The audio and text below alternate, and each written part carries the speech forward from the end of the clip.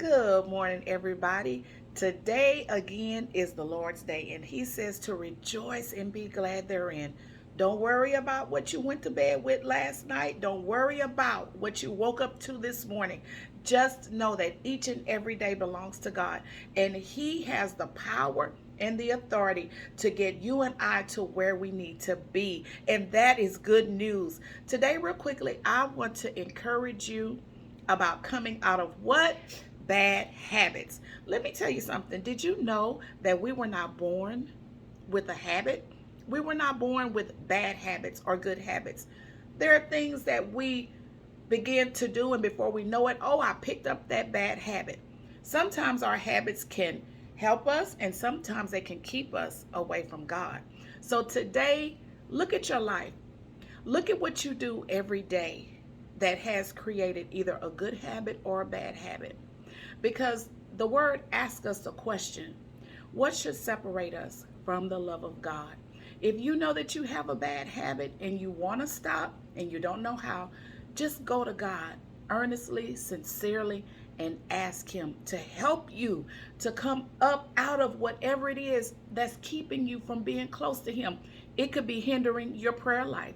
It could be hindering how you maneuver in your everyday affairs. We don't want anything to keep us from being ever so close to God. We don't want to be hindered. Life is hard enough. So if you have a habit and you know that it's holding you back, and maybe it's a habit you just don't want to shake.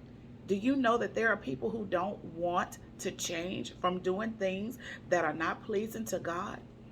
But even if it's something that you don't want to kick, you don't want to let it go because it feels so good to this flesh, you can still go to God and say, God, I don't want to let this go, but I know that you want me close to you. So God, renew in me a right spirit and create in me a clean and a pure heart. And God is willing and able and has all the power to get you and I to where we need to be in Him. And so those chains and shackles won't hold us any longer. Be free today. Go into the presence of God just as you are, humbly, honestly.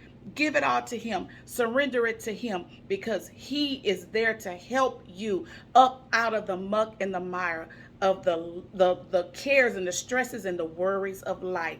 You all be blessed today. Pray for me. I'm going to pray for you. No better, greater. It is sooner, not later. And God is not done yet. We haven't seen the best of God's love for us, protection and provision and deliverance. Be blessed. I love you. Bye-bye.